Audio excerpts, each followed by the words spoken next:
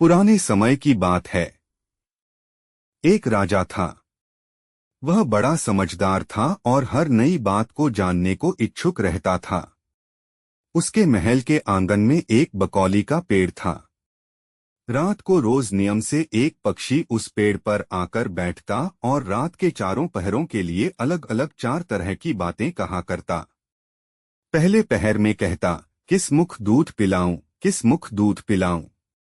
दूसरा पहर लगते बोलता, ऐसा कहूं न दीख, ऐसा कहूं न दीख। जब तीसरा पहर आता तो कहने लगता, अब हम करबू का, अब हम करबू का।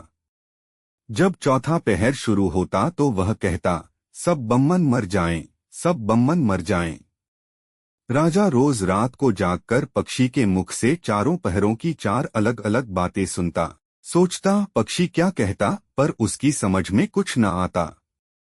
राजा की चिंता बढ़ती गई।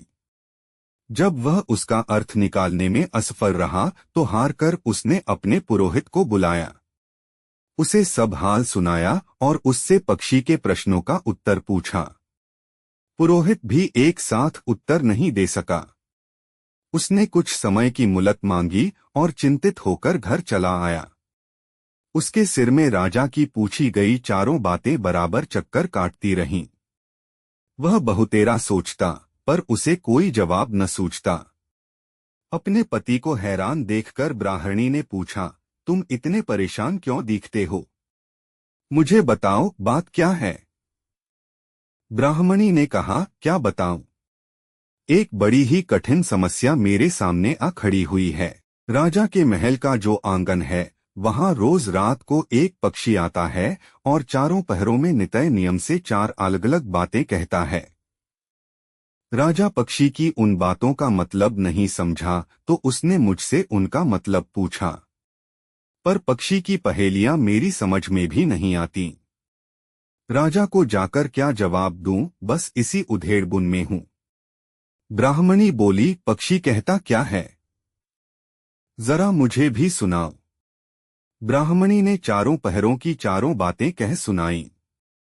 सुनकर ब्राह्मणी बोली, वाह, यह कौन कठिन बात है। इसका उत्तर तो मैं दे सकती हूँ। चिंता मत करो। जाओ, राजा से जाकर कह दो कि पक्षी की बातों का मतलब मैं बताऊंगी।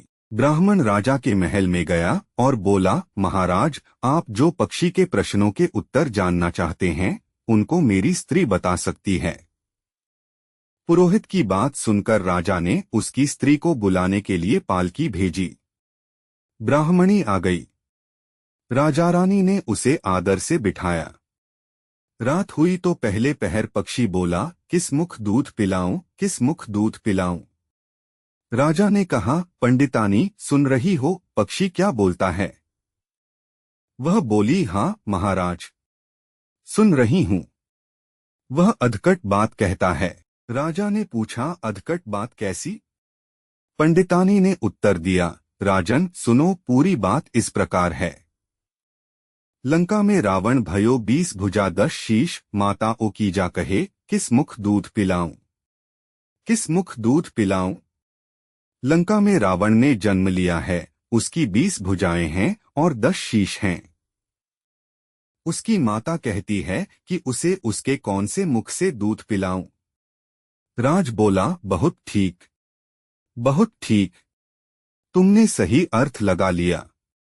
दूसरा पहर हुआ तो पक्षी कहने लगा, ऐसो कहूं न दीख, ऐसो कहूं न दीख। राजा बोला, पंडितानी, इसका क्या अर्थ है? पंडितानी ने समझाया, महाराज सुनो, पक्षी बोलता है, घर जंब नवदीप, बिना चिंता को आदमी, ऐसो कहूं न दीख, ऐसो कहूं न दीख। चारों दिशा, सारी पृथ्वी, नवखंड, सभी छान डालो पर बिना चिंता का आदमी नहीं मिलेगा।